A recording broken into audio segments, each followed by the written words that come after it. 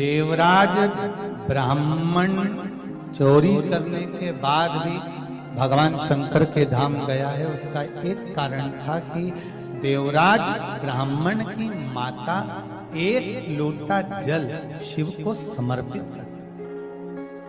कितना जल? जम के बोलिए जरा। एक लोटा। और आप सबको कहूंगा, शिव मंदिर में प्रतिदिन एक लोटा पानी, एक लोटा जल अवश्य अवश्य चढ़ाना।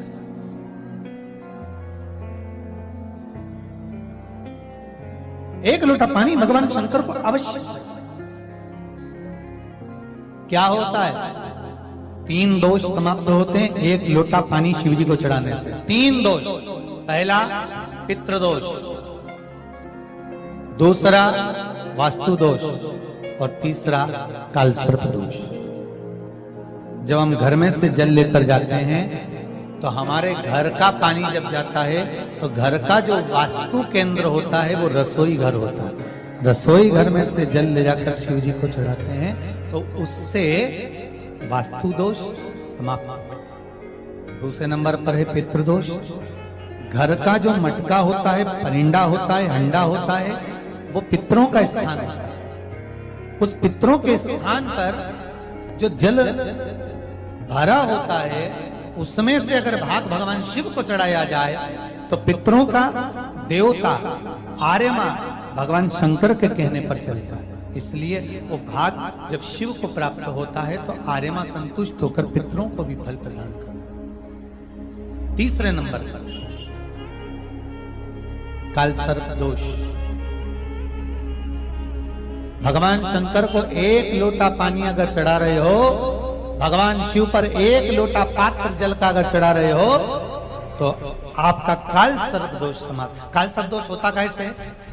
शंकर भगवान का चढ़ा हुआ जल तुलसी जी में चढ़ाने से पत्रिका में कालसर्प दोष हो जाता है। जैसे माँ जो होती है ना, घर की जो माँ होती है, अगर गर्भ में बच्चा है, गर्भ में संतान है, और वो शिव जी पर अगर एक लोटा पानी जैसे शंकर जी पर जल चढ़ाया, थाली में सारे भगवान को निला लिया, गणेश जी, देवी जी, शंकर जी, सारे देवताओं को एक ही थाली में रखकर स्नान कराकर वो शंकर का चढ़ा हुआ जल जब चढ़ाया जाता है तुलसी जी में ले जाकर लोग डाल देते हैं, उससे जो बच्चा जन्म लेता है उस बच्चे की पत्रिका में कालसर्प दोष आ जाता है।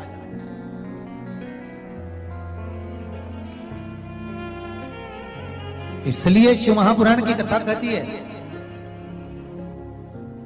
सारे देवताओं को भले एक ही थाली में स्नान करा लो, एक ही पात्र में स्नान करा, पर देवाधिदेव महादेव को एक छोटे से पात्र में अलग से स्नान करा लेना चाहिए, अलग से।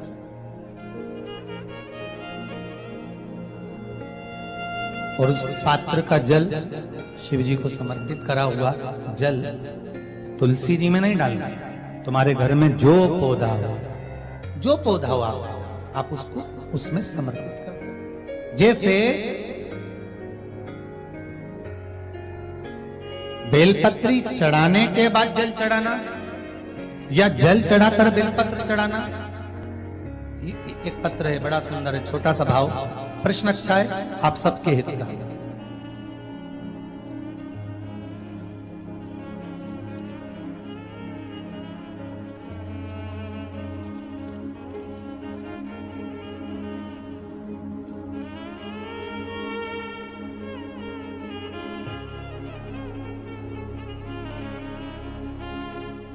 अरुणा जी अग्रवाल जयपुर, झरना जी अग्रवाल जयपुर राजस्थान से इन्होंने प्रश्न किया है, गुरुदेव दूध, कच्चा दूध केवल शिवलिंग पे चढ़ाना चाहिए या पूरे शिव परिवार पे चढ़ाना चाहिए?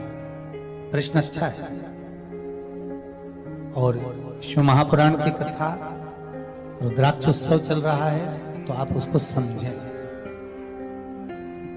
दूध केवल शिवलिंग पे चढ़ाना चाहिए या जो शिवलिंग के आसपास में सभी परिवार विराजमान होता है उस पे भी चढ़ाना चाहिए? अगर लिंग पुराण आप उठाकर देखेंगे तो लिंग पुराण में एक बड़ा सुंदर संवाद आता है जिसमें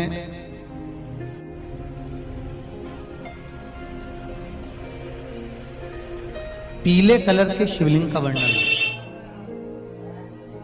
सफेद, लाल, पीला और काला, ये शिवलिंग का आपको पहले वर्णन करा है। ब्राह्मण सफेद मट्टी का शिवलिंग बनाता है, वैश्य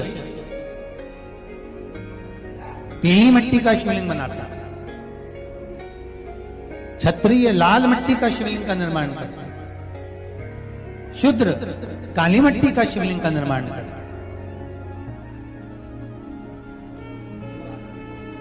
काली मिट्टी के शिवलिंग का निर्माण करता है। ये जो वर्णन किया गया है कि उसमें लिंग पुराण के अंतर्गत एक पीले शिवलिंग का वर्णन आता है कि पीला जो शिवलिंग होता है उस शिवलिंग का भाव कितना सुंदर बताया गया है। उसमें व्याख्यान वर्णन में आप अगर पढ़ेंगे देखेंगे लिंग पुराण के अंतर्गत तो उसमें आता है कि दूध जब आप देव अधिदेव महादेव के शिवलिंग पर समर्पित करते हो तो शिव महापुराण की कथा कहती है, लिंग पुराण कथा कहती है, नर्मदा पुराण, स्कंद पुराण, पद्म पुराण, अग्नि पुराण, सारी पुराणे वर्णन करती है। वराह पुराण, ब्रह्मवेत्ता पुराण, ये जितनी पुराणे सब वर्णन करती है कि जब शिवलिंग पर हम दूध चढ़ाते हैं तो केवल शंकर भगवान के शिवलिंग पर दूध चढ़ा देने से संपूर्ण परिवार पर दूध चढ़ जाता है। अलग से हमें कहीं चढ़ाने की जरूरत नहीं, अलग से हमें कहीं दूध ले जाकर चढ़ाने की जरूरत नहीं कि हमें गणेश जी को अलग से चढ़ाना पड़ेगा, देवी जी को अलग से चढ़ाना पड़ेगा, कार्तिकेय जी को अलग से चढ़ाना पड़ेगा या नंदी को अलग से चढ़ाना पड़ेगा। तो जो प्रश्न करा है धन्ना जी अग्रवाल जी ने, जयपुर राजस्थान से हैं, सुंदर प्रश्न करा है। और ये आपको ज्ञात होना चाहिए कि शंकर भगवान पर चढ़ाया गया थोड़ा सा भी दूध जल जो हम भगवान शिव को समर्पित कर रहे हैं वो केवल शिव के लिए नहीं रहता, केवल भगवान शंकर के लिए नहीं है, वो स्वयं 33 कोटि देवताओं को समर्पित हो जाएगा, स्वयं 33 कोटि देवताओं को।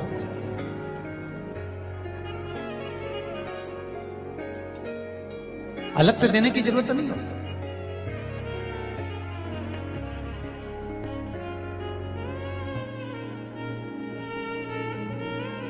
महाराज एक लोटा पानी, बेलपत्री आप शिवलिंग पर पहले चढ़ा रहे हैं, उसके बाद जल चढ़ा रहे हैं। दूसरा, जल चढ़ाने के बाद बेलपत्र चढ़ा रहे हैं। ये दो अलग अलग क्रम है शंकर भगवान की पूजन के। आप समझ लीजिएगा जरा, ये प्रसंग कभी नहीं आया, आज आया है तो उसको समझ।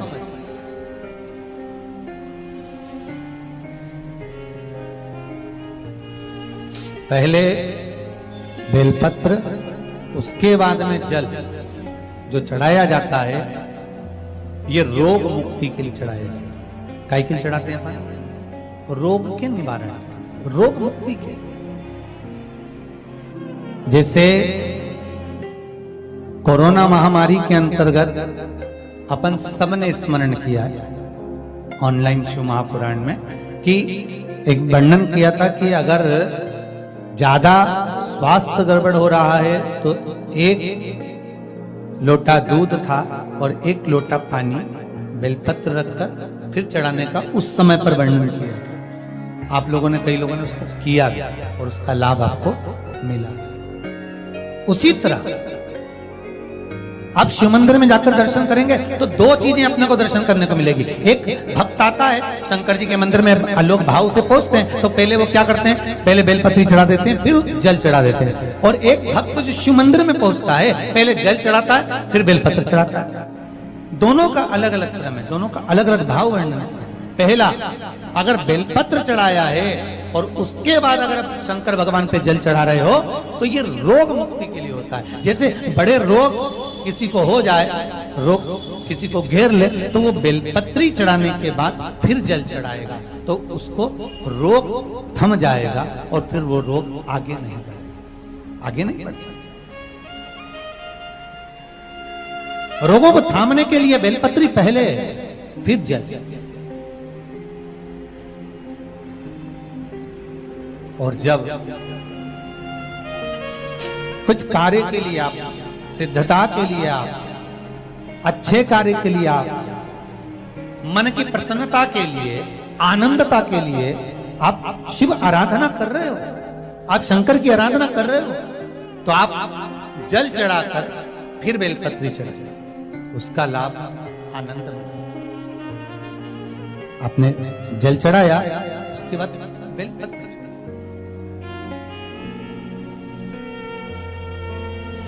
बस एक बात का स्मरण आपको होना चाहिए शिव महापुराण का, कि जब भी आप भगवान शंकर को बेलपत्र चढ़ाते हैं, बेलपत्र समर्पित करते हैं, बेलपत्र समर्पित करते समय प्रयास करा करें कि ये बेलपत्र को जब भी आप समर्पित करें, प्रयास करें कि बीच की जो पत्ती होती है बेलपत्र की, मध्य की जो पत्ती होती है, उसको अंगुष्ठ से पकड़ा जाए।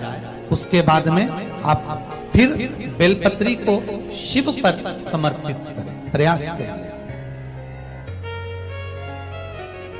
बेलपत्र जो हम भगवान शंकर को समर्पित करते हैं, उसका मध्य जो भाग होता है, बेलपत्री का जो 3 देवताओं का मध्य जो भाग होता है, उसको पकड़कर बेलपत्री को शिव को समर्पित करना चाहिए। पूर्व की कथाओं में यह भी वर्णन किया है कि बेलपत्री की डंडी का मुख कहां होना चाहिए।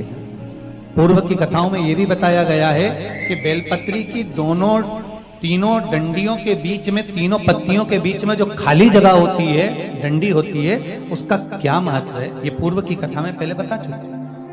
पर आज जो क्रम चल रहा है कथा का, उसमें अपन जो समझ रहे हैं वो ये होना चाहिए कि आप किस कामना से जल चढ़ा रहे हैं, आपके जल चढ़ाने का क्रम क्या है।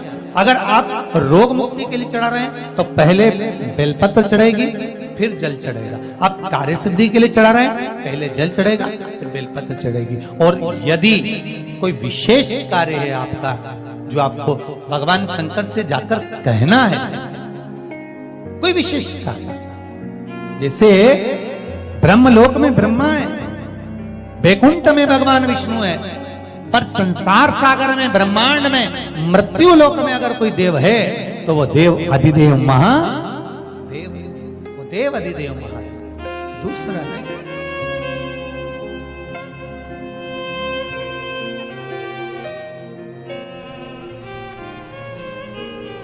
कोई दूसरा नहीं है। भगवान दया करना, मैं तेरे भरोसे हूँ। भोलेनाथ दया करना, मैं तेरे भरोसे हूँ। ना घर के भरोसे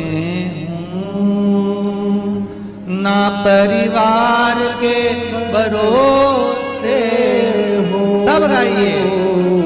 ना घर के भरोसे हो, ना परिवार